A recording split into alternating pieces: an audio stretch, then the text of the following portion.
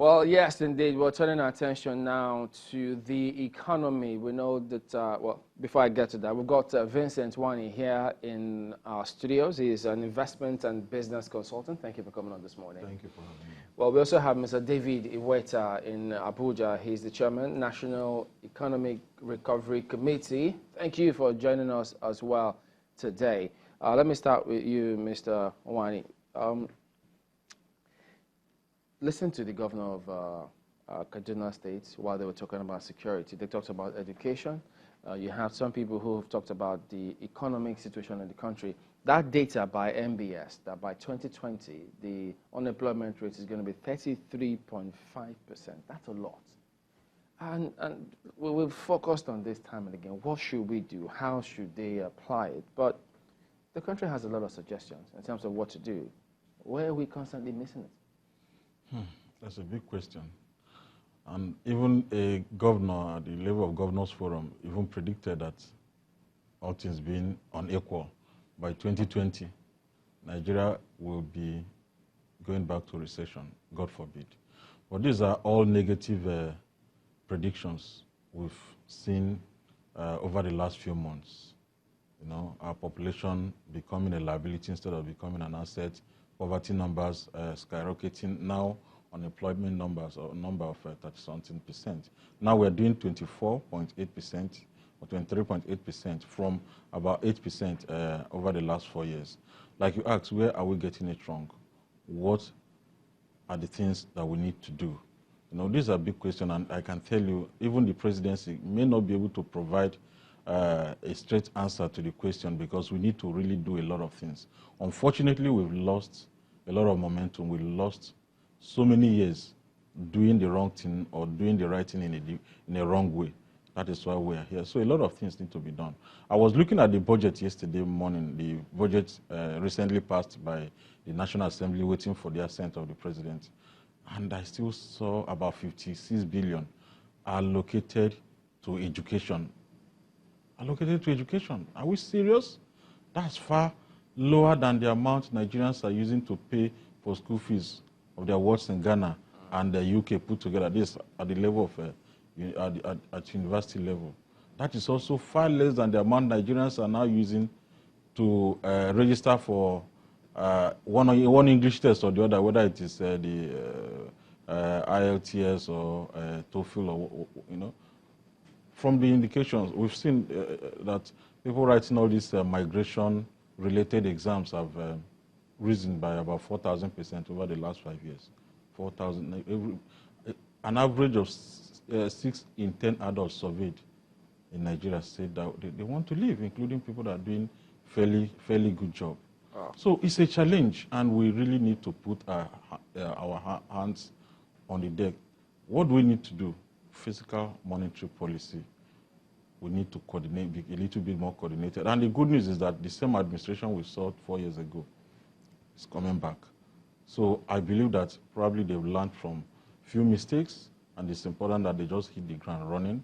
We want to remove all the uncertainties in the economy, and we want to start seeing it now. At this time, I wouldn't expect that the president's supposed to be announcing who is going to be a minister for come May 29 or June 11. I don't know the date now. Okay. You think that if they come up with the names of the ministers, there will be a difference. But do we miss the part that the civil service themselves will play a very huge role in what they achieve or not?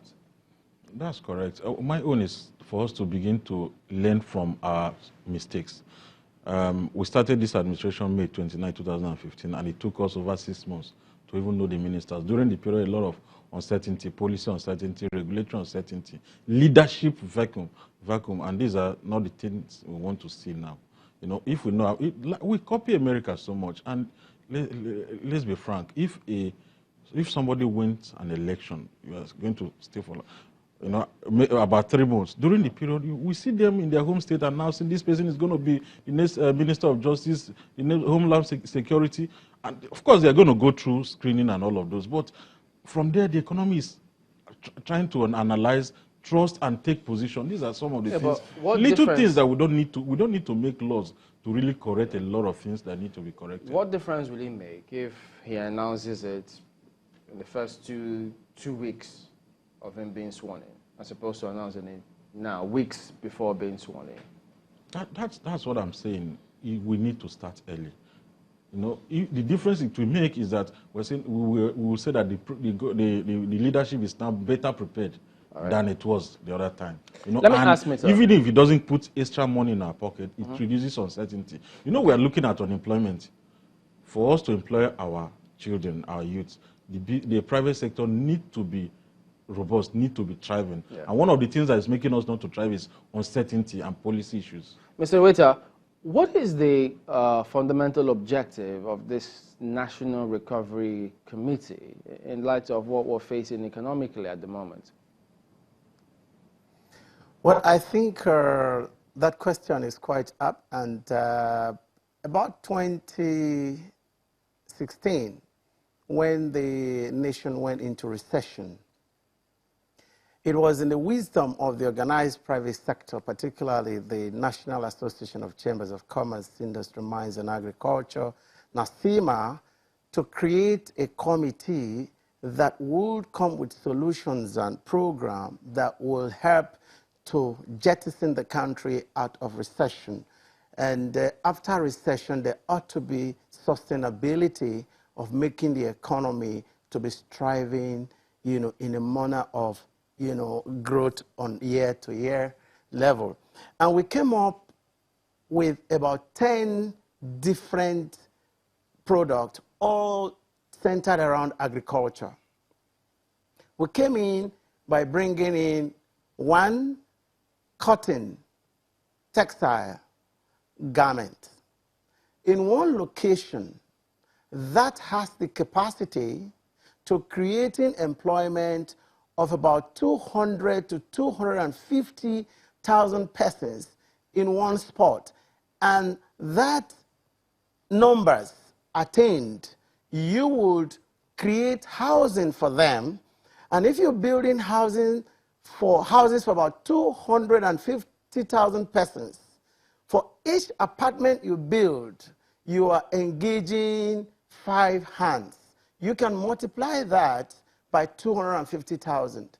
And in our wisdom at NACIMA, it was that will be spread across the 6 geopolitical zones. After that, we moved on to the aspect of doing product like oil palm. Oil palm has several products that you can get out of oil palm. And there are states that are good for such program. Because of its gestation period, you need government intervention. And it is said that the central bank already has a program tailored towards that. And we also came up with an issue of growing things like banana. Banana has capacity of employing so much persons, but that is not also giving attention. We came up to the issue of dairy farm. In dairy, there are only few locations that could make it survive. Like you can go to the Obudu, you can go to areas like Taraba. That is where you see this country, we import how much powdered milk? We import infant formula. We import everything, if you call it, you know, dairy.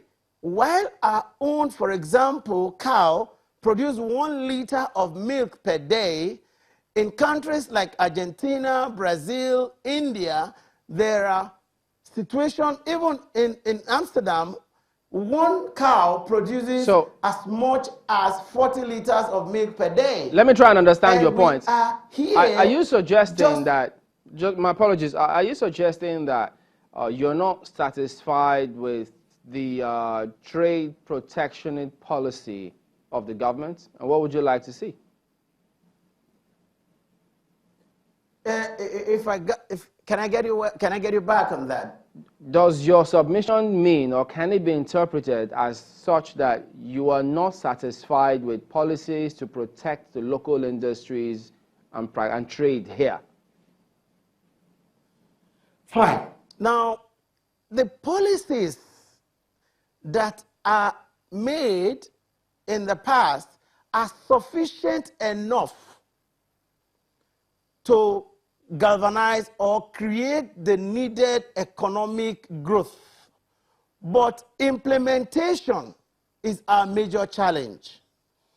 And we are focusing and putting our attention at the federal government to create the necessary employment that we require in this country. That is not going to happen.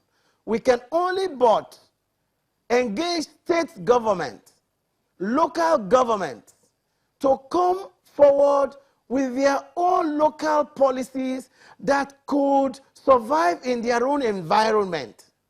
If you're waiting for the federal government to come and create a project in your local government, you are trying to direct your project by remote control. And whatever you direct by remote control goes out of control. And so what I am thinking and saying here is that every local government has land. Every local government has entrepreneurs. Every local government has unemployed persons that could be harnessed to creating the required employment that is required for our youth. The problem we have is that the state government are not thinking out of the box. But credit to states like Ogun State, where for several times you see them commissioning factories, projects, infrastructure, making them now to be the leading state with manufacturing and mining activities. And other states should emulate, because you cannot do job creation without manufacturing and agriculture. Mr. Weta, there are a number of things, areas in which Nigeria had strength. You talked about the 6 regions the other time. You would remember back in time, we had, regional economic power banks here and there in the north, in the southwest, southeast, and all of that. Is there anything in your plan to harness our regional strengths, especially now that we have double the number of regions that we had in the First Republic? Yeah, you see, for every project to strive or spread, it has to start at a location and success recorded before it is moved into other areas based on the success earlier recorded. This project that was put together by the committee, as we speak, go to the aspect of the Ministry of Agriculture up to the presidency, and a national economic summit was organized in Abuja. But Nigeria like to, glamorize issues, come to television, come to newspaper to make pronouncements, and it stops at that point. Having interviewed the persons in government that is supposed to be the driver or the arrowhead, it stops there. And one of the key issues that is actually creating the problem that we're having, which will remain there as a problem, because we are making jokes. We are giving lip service to job creation in this country. Okay, sorry. I can tell you, Mr. Weta, if you cannot secure... Mr. Weta, there are many undocumented, informal businesses in the rural areas, which you mentioned the other time. Now, what do we need to do to galvanize these small businesses to make them be a lot more productive than they are now? Excellent. Excellent. Right now, if you must create the required employment that we require in this country to be stable and save ourselves of the huge insecurity that we have in this country, you must go to the community and propound policies that would energize the people in the rural area. We must stop the urban migration from the rural community. We do not have farmland in our cities. It is the rural community that will feed the people in the cities. And if you neglect the rural area on which the urban centers depend upon for their food inflows, then we are missing the whole problem. Right, because those boys that have the energy in the rural community that could create the needed food for the people in the city are abandoned, they now move into the city and create the crime that you are witnessing today.